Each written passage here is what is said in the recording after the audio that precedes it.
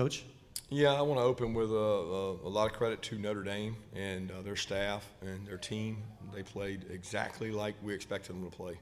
Physical, tough, don't beat yourself, and they did that. They did those exact things, right? They got 2 turnovers, and we didn't, and they returned a kickoff for a touchdown. So we basically spotted them, probably 14 points off of that, and costed ourselves a possession in the red area when we fumbled down there. But, they did a really good job.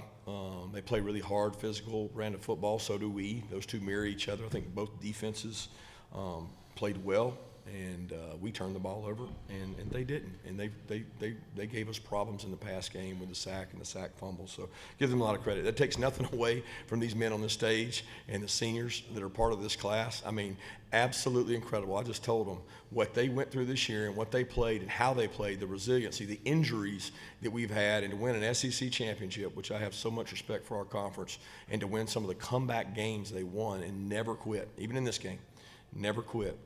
That's the attitude you got to have to get better as a football program. So we got a lot of guys moving on, a lot of guys hurt in that locker room because we didn't get the outcome we wanted.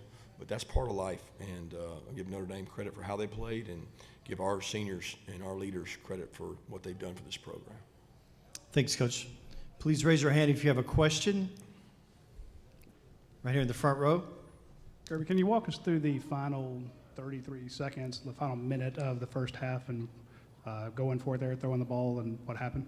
Yeah, typically when you're down, you need every possession you can have.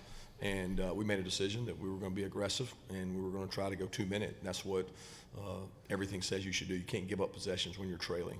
So we're down 6-3. We felt like we had a little quick game pass, certainly not counting on getting beat that quick, that left tackle, and got a sack fumble, which gave them some momentum. But at the end of the day, we got a great red area defense. We should stop them, and we don't play passive here. So we play to be aggressive, and we're trying to go score. Right here on the left side, front row. If I could follow up on that question, how much did you take into account that the offense hadn't really been moving the ball, and obviously Gunner was, making his first start as you contemplating playing aggressively? No, I don't think so. I think we did move the ball. We turned it over. So we had more yards than they did at the time, and we had more passing yards than they did at the time. So I don't see it as just go in the shell. We got an opportunity. We got timeouts. We got an opportunity to go score. We work 2-minute every week, and we stay aggressive with it. I mean, we got a really good pass pro team, and we didn't pick him up on that play. Made a great rush, and he got a sack fumble. But I don't question that call because I really agree with the decision to be aggressive and try to go score. We'll stay on the left side. Kirby, the opening second half kick return for a touchdown, what happened there, and how much do you feel like that influenced the way the rest of the game played out? Well, I don't think it affected us because we bounced right back. It spotted them an extra touchdown. It made it a harder comeback. But, we had an unblocked player that missed a tackle, and usually when that happens, you give the other team credit, but it's not a mistake or anything. We just missed a tackle. And when you don't play for a while, sometimes you miss tackles. We had leverage on the ball, and we had somebody that couldn't get him on the ground, and that's what football is. It's fundamentals and tackling. If we tackle him there, then we got a chance to stop him. But obviously, it played momentum, a huge momentum swing for them, but our guys didn't shy away. Right side, front row. Yeah, Coach, the 4th and 1 late in the football game, they run the punt team off. Was there a thought to call a timeout there? I know you guys are down. Yeah, didn't want to because they were going. That's what they wanted. They wanted us to burn a timeout there and try to do it, and then we subbed. So it's really unfortunate because I've been told by our head of officials in the SEC that you can't do that. You can't run 11 on 11 off. We did it in 2017 against Tennessee. We've carried that. We've practiced that and repped that because teams try to do it, and we were told by officials you could not do that. And so we were trying to say you couldn't do it. We got our defense out there. We were fine. I mean, I would have gone for it if I was them. So I don't think they were planning on going for it. They were going to hard count us, and we prepare for that. We do it every week, and we jumped off sides, But we also were told you couldn't do that in our league. Go to the right side. Right here, Coach. Obviously, very defensive game. Notre Dame only had 90 yards passing. Have you ever kind of remember a game like this where the opposition had 90 yards passing and still somehow managed to get the win? Yeah, when you have 2 turnovers and a kickoff return for a touchdown, that's what happens. I mean, I have been part of those games, been part of really good defenses, and they stop people, and we weren't able to get a lot going, and the turnovers are the difference in the game, guys. It's not an exact science. I mean, you should know when you turn it over twice and they return a kickoff for a touchdown, you're not going to have a lot of success.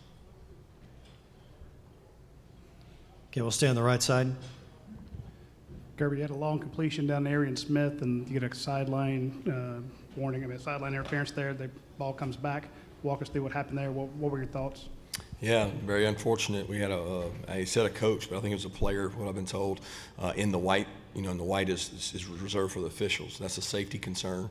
And most of the time they'll grant you a warning on that. But it was not a situation where it cost us 15 yards. We still had 1st and 10 and didn't take advantage of it. But again, I call those things undisciplined, self-imposed wounds that you lose momentum on. So it's just something you can't have happen. Okay, we'll go to the left side. Kirby, we've discussed a couple of 4th down plays, special teams plays. I'm curious, how much do you think Notre Dame's success is built on the fact that they challenge sort of every play and are really willing to do lots of different things to sort of get the opponent off balance? I think everybody's a good football team does that. I don't think that's a Notre Dame trait, I mean, every team we play in our league, they're going to try to create a competitive advantage. We knew they were really aggressive on special teams with what they do. They come after kicks. I mean, they had 2 roughing the kickers that were running into the kicker. That's a subjective call, right? So that's a decision he has to make as to what it is. Those could be 1st downs. But there's nothing different they do we prepare for it. You try to out-execute people. We had the same situation with them. Go to the right side, 2nd row. Kirby, you mentioned that you were told previously in a different game you can't run 11 on, 11 off. I saw you trying to talk to the officials. Did they ever come over and talk to you, the head official or anything like that? Never gave me a real clear answer. Never gave me a real clear answer. My real question was about Gunner Stockton, first start. Your thoughts? Gunner did some good things. Anytime you don't have pass pro, it's tough. And he had some tough moments out there when it's your backside and you can't see it coming. That's tough. I thought he tucked it down and ran. He got us out of a couple sacks with his feet and legs, threw the ball away, did some good things there. But obviously it wasn't enough with the 2 turnovers. We got to be better for sure. All right, left side, 2nd row. Kirby, you had mentioned the missed tackle on the kickoff and said about hadn't tackled in a while, and you talked before the game about the layoff. I'm curious how much you felt it was a factor. I really didn't. I thought we tackled well as a defense, better than I expected. We built a wall on the run game. They had some success with quarterback run late and got some things out as we started to take more chances. But I thought our guys were in good shape, good condition. I wouldn't change anything we did leading up to it. I thought that our preparation was good. We got to run extra yesterday. I was really pleased with that. All the players felt confident about that. I did not think we had a conditioning issue, and I did not think it was a tackling issue. We did miss one on kickoff, but that was an offensive player.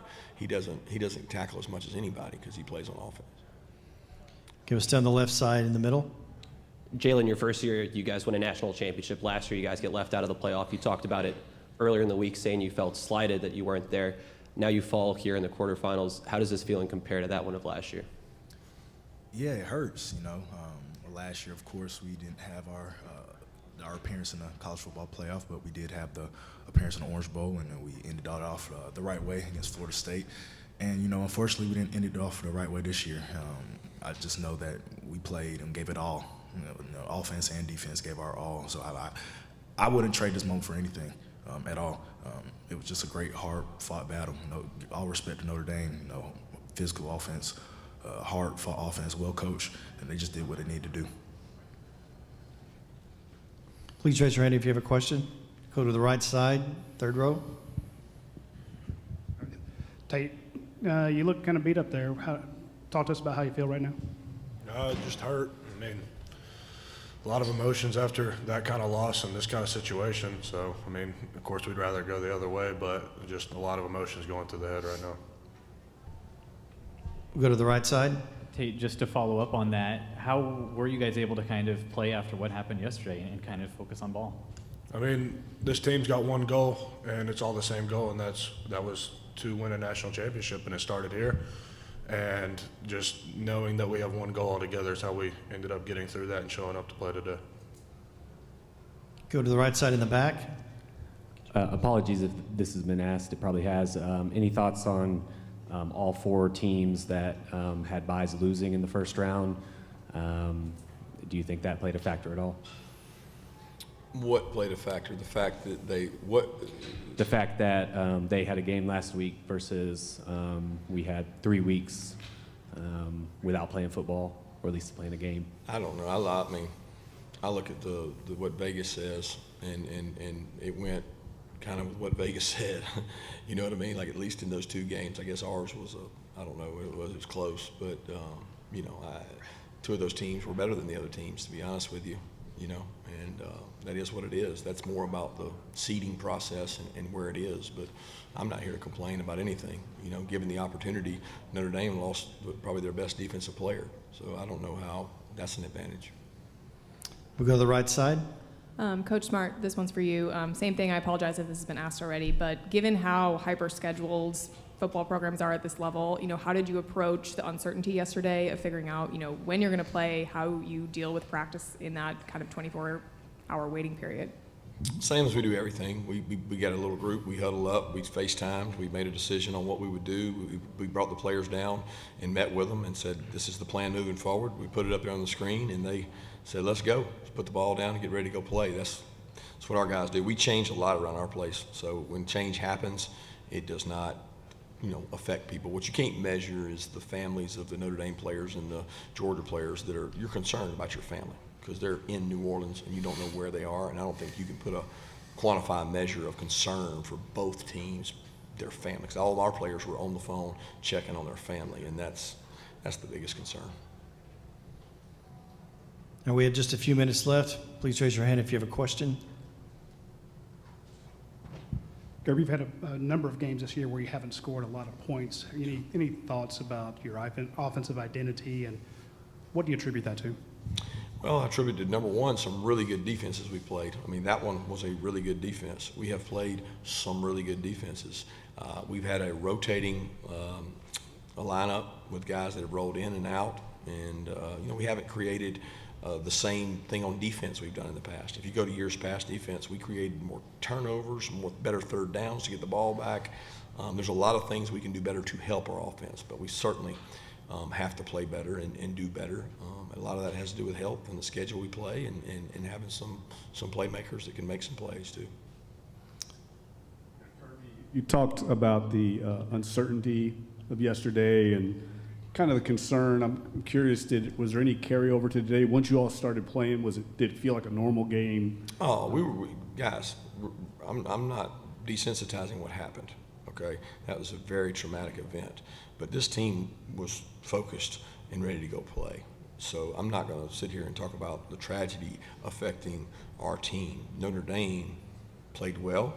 We didn't play great, but when we turned the ball over twice and have a kickoff return, that's what I attribute the loss to, not to the tragedy or what happened. And that's not any disrespect to the community of New Orleans or the people with the tragic losses. All right, we have time for one more question coming from the right side. Coach, I thought smileM had a really good game. You know, he's a guy that's been with your program for 4 years, Georgia native. You know, in this era with the transfer portal, that's kind of a rare thing. How much of an impact has he had on your program? Yeah, he's an incredible kid. I mean, he had a really bad injury, guys, and then he had a really bad injury on top of his fixed injury. So, like, I got so much respect for him. He could have shut it down, not played this year. He sat out for 3 or 4 games to let it heal, and then he came back with and played so good down the stretch. And I'm so happy for him because he's got to go into the NFL process with a pretty significant injury that he's had, and he's played with good tape. So somebody's going to get a really good football player out of Smile. Thank you, Coach. Thank you, gentlemen. I got one thing I want to say about these 2 guys before we break. You know, I don't know who picked these guys to come, but they would have been the guys I picked, because when we do our captains, and rarely have I ever seen this where we did our captains, and 2 guys got more votes than anybody we've ever had, okay, a combination of an offensive player and a defensive player. Well, that's picked by the 130 players on the team, okay, so they picked these 2 guys at about a 95% rate. Meaning out of the 130, 95 guys put these 2 guys in their combination. So what they did with this team in the toughest year of at least my tenure, easily the toughest year, They dominated the room. They controlled the room. They led the room through hard games and situations. There were some hard games and situations. I'll never forget this guy against Georgia Tech chasing everybody down, telling them to stay in the game. Hope's still alive. This guy doing the coin toss and saying we're about to win this game in overtime. And I know today will be written about, and that's fine. But these two guys right here are as special as they come. Thank you, guys. Appreciate you, Coach. Thanks, Coach.